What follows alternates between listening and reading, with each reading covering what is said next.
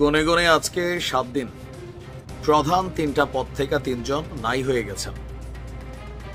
যদি এইভাবে চলতে থাকে মানে এই মুখ্য পদগুলো থেকে, তাহলে আগামী 2-4-6 মাসের মধ্যে জাতীয় নাগরিক পার্টির ওই ঢাবি সিন্ডিকেট, যেটা আমরা যাদেরকে চিনি, সার্জিস, হাসনাত, তারপর হচ্ছে যে এই হান্নান মাসুদ, এরা 8-10 জন ছাড়া এই দলটার পেছনে আর কাউকে পাওয়া যাবে না। বড় আশ্চর্য বিষয়, এই মুহূর্তে ট্রেন্ডে আছে জাতীয় নাগরিক পার্টি, সবকিছু হাতের মুঠোয়, ক্ষমতা সবকিছুই, তাই না? বাট একটা দল তৈরি হওয়ার ঠিক 7 দিনের মাথায় 3টা বড় পদ থেকে যখন 3 জন সমন্বয়ক পদত্যাগ করেন, তখন বুঝতে হবে ডাল মে কুছ কালা হে। তবে কেউ কেউ বলছেন যে ভাই, এটা তো নির্দিষ্ট কোনো বেসিসের উপর গড়ে ওঠে না এই দলটা, বিভিন্ন জায়গা থেকে বিভিন্ন মানুষ এখানে কানেক্ট ছিল। এখন যখন হিসাব নিকাশ মিলছে না, পদ পদবি মিলছে না, তখন এরা আস্তে আস্তে ঝরা শুরু করছে, যার যার আস্তানায় সে ফিরে যাচ্ছে। কথা বলছি, মাত্র 7 দিনের মাথায় জাতীয় নাগরিক পার্টি বা এনসিপির বেশ কয়েকজন সমন্বয়ক পদত্যাগ করেছেন। জাতীয় নাগরিক পার্টি থেকে সর্বশেষ যারা পদত্যাগ করেছেন তারা হচ্ছেন যুগ্ম মুখ্য সংগঠক উত্তরাঞ্চলের হানিফ খান সজীব এবং যুগ্ম মুখ্য সমন্বয়ক আব্দুস জাহের। গতকালকে এনসিপির আহ্বায়ক নাহিদ ইসলাম বরাবর দুজনেই পৃথক পদত্যাগপত্র পাঠিয়েছেন। কেন তারা পদত্যাগ করছেন, কি ঝামেলা? পদত্যাগপত্রে হানিফ খান সজীব লিখেছেন, আমি জাতীয় নাগরিক পার্টির যুগ্ম মুখ্য সমন্বয়ক পদ থেকে ব্যক্তিগত কারণে পদত্যাগ করলাম। কি সেই ব্যক্তিগত কারণ?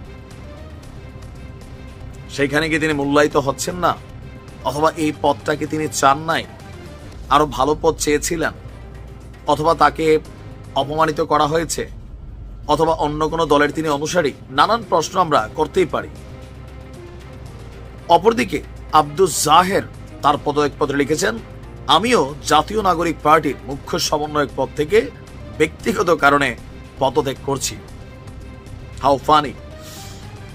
এর আগে আপনার বৃহস্পতিবার প্রথম পদত্যাগ করেছিলেন জাতীয় নাগরিক পার্টির যুগ্ম মুখ্য সমন্বয়ক আবু হানিফ। একটা পদেই কতজন যে দিয়ে আর শান্ত করছে আপনি দেখেন, প্রত্যেকটা পদ প্রায় সেম। তো আবু হানিফ তিনিও আহ্বায়ক এবং সদস্য সচিব বরাবর পদত্যাগপত্র দিয়ে লিখেছেন, জাতীয় নাগরিক পার্টির যুগ্ম মুখ্য সমন্বয়ক পদ থেকে ব্যক্তিগত কারণে পদত্যাগ করছি। আবু হানিফ আবার পদত্যাগ করার পর তার যেই পুরান আস্তানা ভিপি নুরের দল গণ অধিকার পরিষদ, সেই গণ অধিকার পরিষদে সে ফিরে গেছেন, এমনটাই কেউ কেউ বলছেন। আর ভিপি নুর বলছিলেন যে অনেককে এখান থেকে বের করে নিয়ে যাওয়া হয়েছে আর আবার ফিরে আসবে অল্প কয়েকদিনের মধ্যে। তো নুরের কথাই তো সত্যি হলো। এখন প্রশ্ন হচ্ছে, এভাবে ঝরতে থাকলে সবাই মুখ খুলছে না। কেন মুখ খুলছে না? কারণ এই দলটা এখন ভারী। তবে আমরা এই দলটার আত্মপ্রকাশ ফেব্রুয়ারির প্রথম, তারপর শুনলাম দ্বিতীয়, তারপর তৃতীয়, একদম লাস্ট ডে। কেন? যতটুকু তথ্যসূত্র বলছে, বিভিন্ন জায়গা থেকে তথ্য, এই যে কমিটি গঠন করা হয়েছে, আপনি দেখেন বেসরকারিরা খেপছে কেন কমিটি নিয়ে। এই কমিটিতে মূল যে 8টা বা 9টা পদ, এগুলো তারা ঢাবি সিন্ডিকেট প্লাস বন্ধু বান্ধব লেভেলের। জাতীয় নাগরিক কমিটি এরাই ছিল, বৈষম্য বিরোধী এরাই ছিল, সমন্বয়ক এরাই ছিল, এরাই আবার এখন এই দলটার আব্বা আম্মা।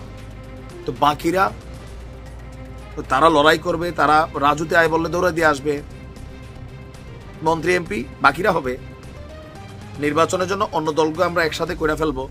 এখানে অনেকেই মনে করছে এরকম অনেক অঙ্ক হিসাব নিকেশ মিলাচ্ছেন। আবার এদের মধ্যে অনেকেই বিভিন্ন দলের রাজনীতির সাথে সম্পৃক্ত। হয়তো দল থেকে চাপ আসতেছে, কারণ আস্তে আস্তে দলগুলোর সাথে বিরোধ বাড়ছে জাতীয় নাগরিক পার্টি। অথবা অনেকে মনে করছেন যে অতিরিক্ত কথা বলে এই সার্জিস ছেলেটা, অতিরিক্ত কথা বলে এই হাসনাত ছেলেটা, কথা কিন্তু বেশি বলে, মাঝে মাঝে বেশি বলে। তো এগুলা দলের জন্য ঝামেলা। এগুলো আমি বলতেছি না, সাইয়েদ আব্দুল্লাহ তিনি বলছেন যে অতিরিক্ত কথা বলে সার্জিস, মানে যতটুকু মুখটা ততটুকুই কথা বইলা ফেলে ঠেলার চোটে। অবশ্য ছাত্রলীগের পোলাবেন তো কথাই কিন্তু পাক না, আগে ছিল, আর ভিতরে কথাটা রয়ে গেছে, তাই না? সার্জিস তার কথার জন্য পরিচিত, তবে ঠেলার চোটে মাপ পায় না কি বলে না বলে, যার কারণে বিএনপি এক্সট্রিম লেভেলে খেপায় এদের উপরে। হয়তো দলের ভেতরে এমন কোনো কিছু আছে।